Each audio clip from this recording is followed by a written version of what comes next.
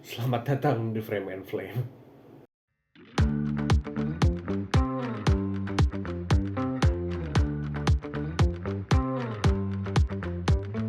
Selamat datang kembali di Rekap Bulanan, di mana gue nge-review film-film yang gue tonton dalam sebulan terakhir.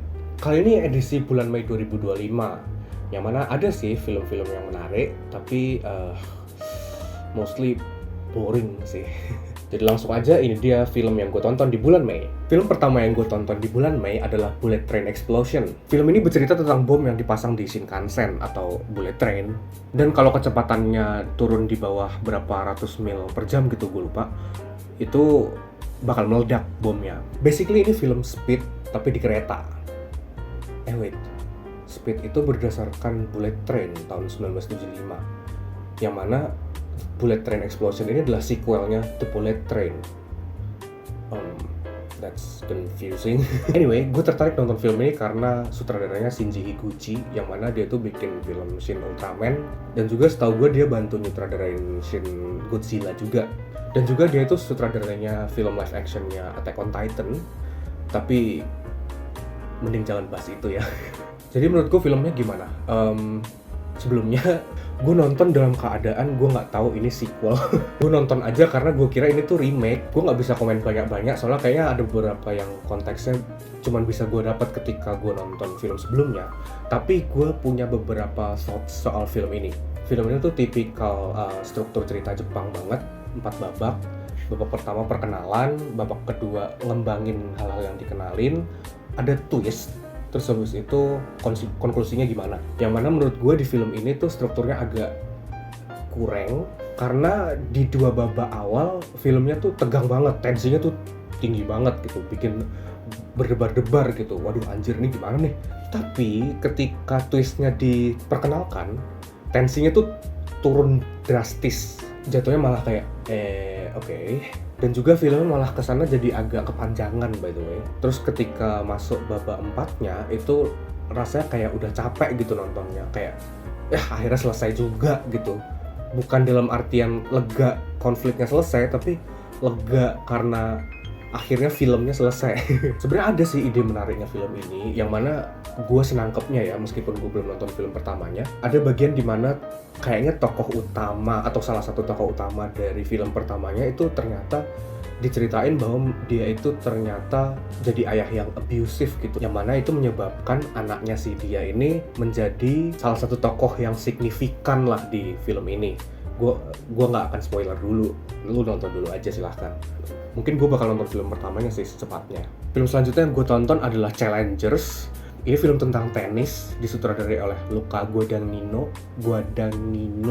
Apa sih bacanya, gue nggak tahu lagi. Gue nonton ini karena tenis, adegan tenisnya mantep banget. Kalau lu suka tenis, lu harus banget nonton ini. Wajib banget nonton ini. Anyway, yang bikin film ini menarik tuh sebenarnya konflik antar karakternya sih. Pelik banget, jadinya tensionnya tuh tinggi banget, setinggi langit. Dibawakan dengan musical score karya Trent Reznor sama Atticus Ross yang energetik banget gitu. Definitely film terbaik tahun lalu, tapi gue telat nontonnya. Film selanjutnya yang gue tonton adalah Ash, film sci-fi horror dibintangin sama Eiza Gonzalez, Aaron Paul, sama Iko Uwais, yang surprisingly dia muncul di film bukan action. Visualnya cakep banget by the way. Ini tuh cosmic horror yang visualnya tuh colorful banget dan juga kayak psychedelic gitu, bikin lu agak puyeng nontonnya. Sesuai dengan tokoh utamanya yang emang dia kehilangan ingatan dan kayak agak nggak yakin gitu mana yang bener mana yang enggak. Ini sebenarnya stasiun luar angkasa ini kenapa sih kok gue bisa ada di sini? Kenapa, apa yang terjadi dengan tim gue? It's so cool. Tapi dari segi cerita ya udah gitu doang gitu. Gue nggak ngerasa ada substansi yang menarik gitu, nggak ada depth, nggak ada deeper meaning. Bukan deeper meaning sih, lebih kepada filmnya tuh terlalu di permukaan aja gitu. Semua yang diceritain itu dari senangkapnya gue cuman dari struggle eksternal tokohnya doang gitu, tokohnya si Eiza Gonzalez doang. Dari segi internalnya itu ya udah nggak ada apa-apa di situ seingat gue. Dan juga sorry to say, Iko Uwais actingnya agak kurang, so ya nothing memorable about him. Jadi overall kayak filmnya visualnya terasa unik, tapi kayak ya udahlah gitu doang gitu. Film selanjutnya yang gue tonton adalah Final Destination Bloodlines. Jujur gue nggak pernah nonton film Final Destination sebelumnya, karena gue kira tuh filmnya terlalu serius untuk konsep yang konyol. Sekumpulan orang-orang yang pengen kabur dari kematian tuh kayak what? Menurut gue konyol aja, dan kalau filmnya serius banget kayaknya malah jadi ngebosenin sih. Tapi ternyata gue salah, filmnya ternyata campy abis, dan adegan-adegan matinya tuh kreatif gitu loh. Jadi gue nikmatin banget nontonnya. Film-film sebelumnya tuh kayak gini juga gak sih? Haruskah gue nonton film sebelumnya? Komen di bawah. Dan juga yang gue suka dari film ini adalah ternyata ada tribute ke aktor Tony Todd yang ternyata emang dia main film Final Destination sebelumnya ya. Gue baru tahu. Tony Todd itu keren banget sih di peran-peran yang dia mainin gitu. Meskipun filmnya banyak yang kurang, tapi dia selalu menjiwai peran-peran yang dia mainin gitu loh. Dia tuh main film ngisi suara The Fallen di Transformers 2. Terus juga dia jadi salah satu antagonis di film The Rock karya Michael Bay. Yang mana menurut gue tribute-nya di film ini tuh ngena banget sih. Kayak meskipun di sepanjang film gue banyak ketawa-ketiwi karena campy-nya, tapi pas adegan Tony Todd itu gue lumayan kena sih. Dan juga ternyata bagian itu nggak pakai skrip by the way. Sutradaranya minta Tony Todd untuk ngomong ke fans, yang mana gila sih, ngena banget di gue. Rest in peace Tony Todd.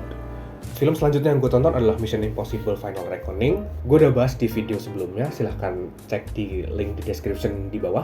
Lalu film terakhir yang gue tonton di bulan Mei adalah In the Lost Lands, yaitu film fantasi karya Paul W.S. Anderson. Bukan Wes Anderson, bukan juga Paul Thomas Anderson, tapi Paul W.S. Anderson. Anjrit, banyak banget Anderson di Hollywood, heran deh. Gue nonton karena ya udah lama aja gak nonton filmnya dia. Dia tuh sutradaranya film Resident Evil yang dulu loh, yang Alice itu yang diperanin sama istrinya sendiri. Emang dasar sutradara satu ini tuh agak bucin ya. Dan In the Lost Lands ini juga salah satu project bucinnya dia, karena starring Mila Jovovich. Kenapa sih gue kasih introduction segitunya buat Paul W.S. Anderson ini? Well, karena menurut gua itu ngaruh banget sama kualitas film-film karyanya dia, termasuk film ini. Dari dulu gua tuh selalu ngerasa film-filmnya dia tuh nggak punya style, nggak punya ciri khas sendiri gitu. Filmnya dia tuh selalu kerasa kayak dia habis nonton film apa, terus dia pengen ngimitasiin film tersebut gitu. Contoh, film Resident Evil 4 Afterlife itu dia kayak abis nonton film The Matrix. Terus film Resident Evil 6 Final Chapter itu kayak abis nonton Mad Max. Dan juga In the Lost Lands ini dia kayak abis nonton filmnya Zack Snyder gitu, lengkap dengan settingan green screen dan CGI yang kayak sok-sokan dreamy nggak real gitu loh. Terus juga slow motion yang di film ini tuh kayak buset dah banyak banget. Bedanya di sini adalah seenggaknya Zack Snyder itu selalu paham gimana caranya buat bikin visual yang powerful gitu. Ya lihat aja film-film dia kan banyak banget slow motion di mana tokoh-tokohnya berpose keren, udah kayak panel komik atau model lagi pose gitu. Sementara Paul W.S. Anderson ini nggak ngerti, jadinya jatuhnya kayak ya Zack Snyder KW aja udah. Cuma yang penting CGI, slow motion, terus udah. Kalau dari segi ceritanya sendiri gimana? Sumpah ya, boring parah men. Kayak sumpah, gue tuh kayaknya hampir ketiduran 2 kali nonton ini. Padahal filmnya juga nggak panjang-panjang amat gitu, cuma 1,5 jam. Ceritanya tuh kayak punya lore sendiri gitu, peraturan universe-nya sendiri. Oh dia itu penyihir, oh dia itu siapa, oh dia ini monster, oh dia ini siapa. Tapi kayak presentasinya tuh nggak ada yang menarik, kayak ya udah imitasi film Zack Snyder aja. Imitasi tanpa ada usaha untuk memahami gitu apa yang bikin filmnya Zack Snyder tuh menarik. Jadi ya udah gitu doang. Nah, itu dia film-film yang gue tonton di bulan Mei kemarin. Boring ya jujur.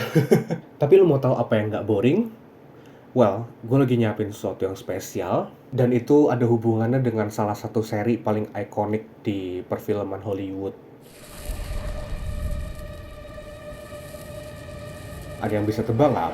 Kalau suka sama konten ini jangan lupa like, share, dan subscribe. supaya gue makin rajin untuk bikin konten-konten yang lebih menarik lagi. Sekian dari gue, thanks for watching, see you next time.